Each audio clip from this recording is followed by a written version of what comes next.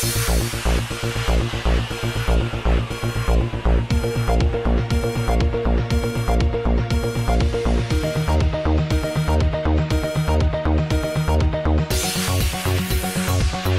हैदराबाद की रैन बाजार पुलिस ने आज मौला के छिल्ले के साकिन जनाब मोहम्मद इस्माइल की शिकायत पर कार्रवाई करते हुए चिट फंड के गैर कानूनी कारोबार में मुलविस पैसा लेकर लोगों को धोखा देने के सिलसिले में 2 रुकनी टोली को रोशनी में लाया और एक मोहम्मद आबिद खान को गिरफ्तार कर लिए, जबकि दूसरा असल जिम्मेदार मोहम्मद कलीम खान फरार होने में कामयाब हो गया है। पुलिस तहकीकात में जुड़ गई है। IND टुडे इस मौके पर अपने तमाम चाहने वालों को खबरदार करता है कि वो ऐसे निजी चिट्ठी वालों के झांसों में आकर अपनी रकम ना गंवाएं। साथ ही पुलिस के लोगों से गुजारिश भी करता है कि रियासत नगर इलाके में मिट्टी के कारोबारियों की धूम मची हुई है। इससे पहले कि कोई हादसा हो, पुलिस फौरन उस तरफ तवज्जो दे और समाज के दुश्मन मिट्टी खोरों को कैफरे किरदार